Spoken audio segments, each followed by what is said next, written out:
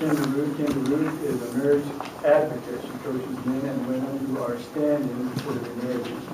Her goal is to promote each person to empower themselves and choose joy, even in circumstances beyond their choosing. This is her final speech in the Confident Communicator Manual. Yeah. With joy and gratitude, choosing your attitude, please welcome to you.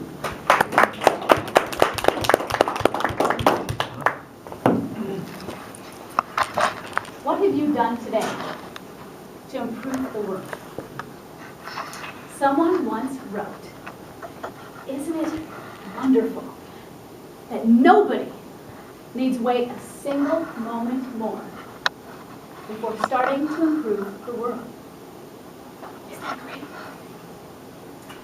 Adversity often brings us to our true self. Because when things go wrong, let's face it, the petty things just don't matter anymore.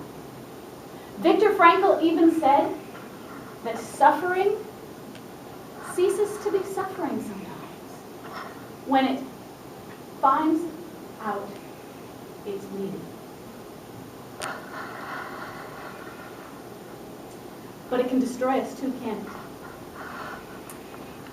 When adversity brings turbulence to our life, when we thrive and survive, or whether we let it destroy us. That's our choice. So what I want each one of you to do is let it be your motivation. Let it be your motivation to take back your power. Let it be your motivation to take charge of your life. Let it be your motivation to change. Let it be your motivation to own your experiences. Let your adversity motivate who you are. Viktor Frankl also said that he actually said, have the potential to be swines or to be saints. And what the tipping point is our decision. Whether we become a swine or a saint is what we decide, not the conditions of our lives. That means that you are all at fault for who you are. It's your fault if your life is great, if your life sucks. How wonderful it is that nobody need wait a single moment to start improving the world. Do you know who wrote that? She also wrote this. It's really a wonder that I haven't dropped all my ideas because they seem so absurd and impossible to carry out. And yet, in spite of everything, I still believe that people are really good. I simply refuse to build my hope on a foundation consisting of confusion, misery, and death. I feel the world gradually turning into a wilderness. And I hear the approaching thunder, which will destroy us all. Sounds kind of bleak, doesn't it? And yet she has this hope. There's this hope. She's building her foundation on a hope based in people. Even though she knows it will destroy us too. She won't survive, according to her prediction. She goes on. I can feel the sufferings, plural sufferings, of millions. And yet, I look up into the heavens, and I believe that it will be all right. She's not going to survive. So if she believes it's going to be all right, that hope, that joy, her gratitude, it's for each one of us. For those that did survive or that came after. She believes in us. And you know what? If anyone had the right or reason to give up their hope and let despair destroy who they were, it was that little girl in the attic.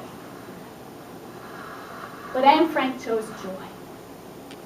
She chose gratitude and blessings. And if she could choose those things in her circumstances, what excuse do we have for not choosing those things?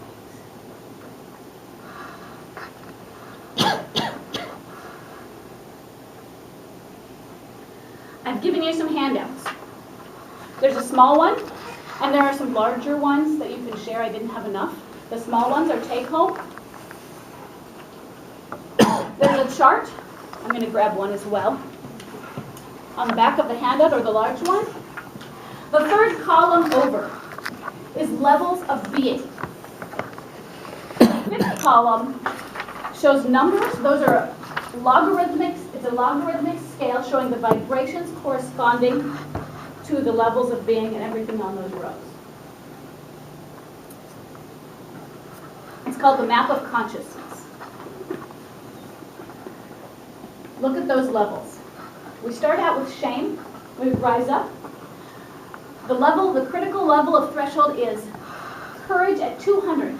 200 and above are positive. Those are empowering and integrity. Below 200 are the negatives. Vibrations below 200 are where you are held in victimization. You're held captive to it. Let's think about for a moment what Einstein said. Problems can't be solved by the same level of thinking. These are levels of thinking that created them. This scale is logarithmic. That's the good news. It's great news. Because what it means is that the higher levels solve the lower levels. That means that gratitude resolves shame and guilt. It means that joy alleviates apathy, hate, fear. What it comes down to is how it changes your attitude. It changes how you look at life.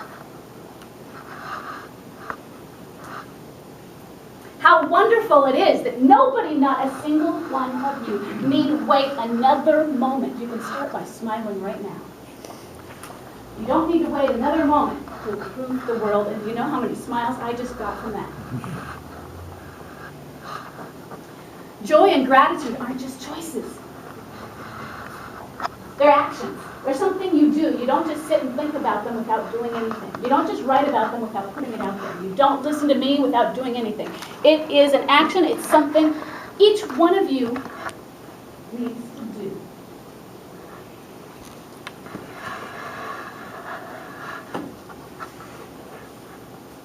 And when you do them, and you do them consistently, the world will change.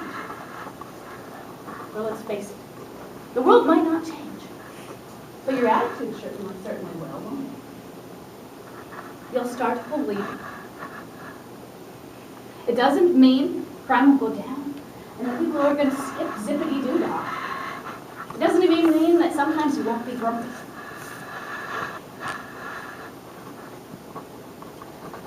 It's just about your attitude.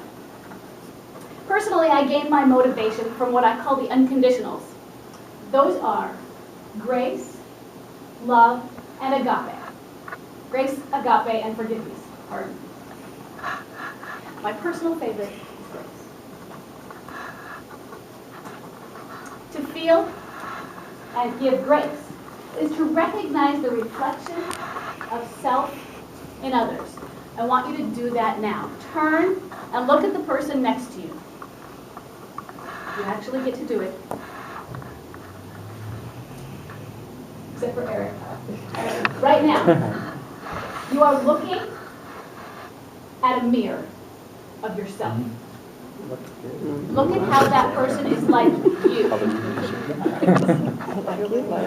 Realize, when you look in that person's face, realize your unity. Viktor Frankl also said that the more you forget yourself in service and love to others, The more human and actualized you become, you raise higher up on that chart. You've probably heard of an attitude of gratitude. Literally, attitude means angle of attack. But I don't like that. It has a violent connotation. It's lowering on those levels. So we're going to change the definition. Our new definition of attitude is an angle of love, of agape, unconditional love. Imagine how different the world would be, how it would change if everybody looked at the world through a lens of love. It would raise us up and we'd reach gratitude, which is above love. Imagine if instead of criticizing, hating, and fearing, people praised and gave blessings. It would be gratitude for simply being, not just thanks for Aunt Dorot's cookies, which are really good. Simply being. On the back of the card, there's an affirmation. I would like it if everyone would say it with me. Out loud. I am joyfully present, celebrating life, and I acknowledge and share all of the miracles given to me each day. How wonderful it is that nobody need wait a single moment more to start improving the world. Please do that. Grace.